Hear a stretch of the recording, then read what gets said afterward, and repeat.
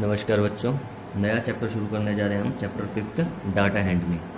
अब चैप्टर में क्या है, इसमें एक क्वेश्चन के साथ समझेंगे हम। इसमें हमें एक बार ग्राफ दिया गया होता है और बार ग्राफ से हमें डाटा एक्सट्रैक्ट करके डाटा निकालना होता है, या फिर हमें एक रैंडम डाटा दिया गया होगा, उसको हमें ग्राफ में शो करना है। ठीक है, करके देखेंगे क्वेश्चन, ज़्यादा अच्छे से समझ आएगा। जैसे हमें एक बार ग्राफ दे रखा है, उसमें क्या दे रखा है, ये जो हॉरिजॉन्टल लाइन है, ठीक है, ये शो करते हैं हमें नंबर ऑफ स्टूडेंट्स। ठीक है, और ये जो वर्टिकल है ये hours of playing in mobile per day. ठीक है, मतलब कितने घंटे बच्चे मोबाइल पर स्पेंड करते हैं वो दे रखा है हमें ये एक्स एक्सिस पे, और वाई एक्सिस पे नंबर ऑफ स्टूडेंट दे रखे हैं। तो अब हम इससे कैसे डाटा एक्सट्रैक्ट करेंगे कि ऐसे कितने बच्चे हैं जो 1 से 2 घंटे तक मोबाइल में यूज़ करते हैं, तो ऐसे 4 बच्चे हैं। ठीक है, और ऐसे कितने बच्चे हैं जो 4 से 5 घंटे यूज़ करते हैं फ़ोन को, तो वो है 32। ठीक है, तो इस तरीके से हम ग्राफ से, बार ग्राफ से डाटा एक्सट्रैक्ट करके लिखते हैं। ऐसे हमसे क्वेश्चन पूछे जाएंगे, जैसे for how many hours did the maximum number of students play game in mobile. और मैक्सिमम नंबर ऑफ स्टूडेंट कितने आवर स्पेंड करते हैं मोबाइल में, तो मैक्सिमम नंबर ऑफ स्टूडेंट तो हमारे 32 हैं, ये रहा 32। तो 32 कौन से इंटरवल के बीच में आ रहा है, 4 to 5, यानी maximum number of students 4 to 5 hour spend करते हैं ऑन अ डे। ठीक है, वैसे अगर पूछे कि 4 घंटे से कम कितने बच्चे स्पेंड करते हैं मोबाइल में, तो ये हो गया हमारा 4 आवर्स। ठीक है, 4 आवर्स से जो पीछे जितने भी स्टूडेंट होंगे सारों उनका हम क्या कर देंगे, टोटल। ठीक है, तो इससे हमें क्या पता चलता है कि हम ग्राफ से डाटा को एक्सट्रैक्ट कर सकते हैं। या फिर हमें जैसे एक और क्वेश्चन है, रैंडम डाटा दे दिया। ठीक है, जैसे द customer who came to a departmental store are marked as boy और गर्ल। मतलब जो डिपार्टमेंटल स्टोर में जितने भी कस्टमर आते हैं उनको बॉय और गर्ल में डिवाइड किया गया है। The following list gives the customer who came during the first hour in the morning. जो कि सुबह के पहले घंटे में जितने भी आते हैं कस्टमर, उनको ऐसे डिवाइड किया गया, हमें डाटा दिया गया है, रैंडम डाटा दिया गया है। ठीक है, जैसे गर्ल आई, फिर बॉय, फिर गर्ल, गर्ल, गर्ल, ऐसे करके रैंडम डाटा दे दिया हमें। तो इस डाटा को हम एक टेबल के थ्रू कैसे अच्छे से डिनोट कर सकते हैं। तो सबसे पहले बॉयज काउंट कर लिए हमने। ठीक है, तो बॉयज काउंट करने पे कितने हैं हमारे, 6। गर्ल्स काउंट कर ली, गर्ल्स काउंट करने पे हमारा कितना आया, 15। ठीक है, तो इस तरीके से टेबल पे हमने इसको सिंप्लीफाई कर लिया, जो कि अच्छे से देख पा रहे हैं और समझ पा रहे हैं। ठीक है, ये रैंडम डाटा था। ठीक है, और इसी को ही बार ग्राफ में शो करना देख लिया हमने। ठीक है, ये क्या हो गया, हमारे नंबर ऑफ कस्टमर। ठीक है, या फिर बॉय या गर्ल, कुछ मर्जी मान लो। और ये हो गए हमारे जेंडर डिवाइड किया गया, बॉय, बॉय कितने हो गए, 5। ठीक है, ये नंबर हो गए हमारे। और गर्ल्स कितनी होगी हमारी, 15।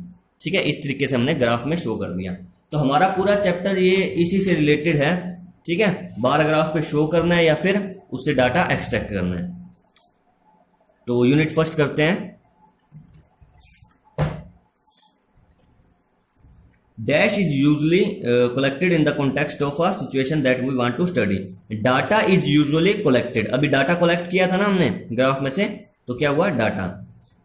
Next, data may be represented dash to give a clear idea of what it represents. ठीक है, अब बॉय और गर्ल वाले क्वेश्चन में हमने क्या किया था, ग्राफिकली रिप्रेजेंट किया था। क्यों किया था, क्योंकि अच्छे से पता चल पाए हमें। ठीक है, कि क्या हो रहा है क्या नहीं हो रहा है। फिर next, a dash shows 2 sets of data simultaneously. A bar graph shows 2 sets of data simultaneously. अब ये कैसे बार ग्राफ कैसे शो करता है, ये देखो, इसमें ये 2 डाटा बता रहा है। एक तो नंबर ऑफ स्टूडेंट्स या फिर कस्टमर, ये भी बता रहा है, और साथ में वो बॉय है या गर्ल है ये भी बता रहा है। ठीक है, तो ये 2 डाटा हो गए ना, बार ग्राफ 2 डाटा को रिप्रेजेंट कर रहा है। Data available to us in an unorganised form is called raw data. ठीक है, रो डाटा बोलते हैं हम उसको जो अनऑर्गेनाइज्ड फॉर्म में दिया जाए हमें। ठीक है, तो फिर हम उसको असेंबल करके ग्राफ पे शो कर देते हैं। Next, state whether the following statements are true और false. Double bar graph is usually for the comparison of the data. ठीक है, ट्रू है स्टेटमेंट, क्योंकि हम उससे कंपैरिजन कर सकते हैं कि कौन, जैसे फर्स्ट क्वेश्चन किया था हमने कि कौन 4 से 5 घंटे कितने बच्चे मोबाइल यूज करते हैं या फिर 2 से 3 करते हैं। ठीक है, फिर next, usually data available to us in an organised form. Organised form में हमें डाटा अवेलेबल नहीं होता है। क्यों नहीं होता है? जैसा कि हमने क्वेश्चन में देखा था, गर्ल बॉय ऐसे करके अनरैंडम दे रखा था हमें, ठीक है। तो अनऑर्गेनाइज्ड फॉर्म में दिया जाता है हमें नॉर्मली डाटा। फिर नेक्स्ट है, frequency gives the number of times that a particular entry occurs. True है। फ्रीक्वेंसी क्या बताती है कि एक ही एंट्री बार बार कितने बार आ रही है, ठीक है। To draw meaningful inference data should be grouped, ठीक है। मतलब उसका मीनिंग निकालने के लिए, अच्छे से समझने के लिए डाटा को क्या करना चाहिए, ग्रुप में शो करना चाहिए। फिर नेक्स्ट,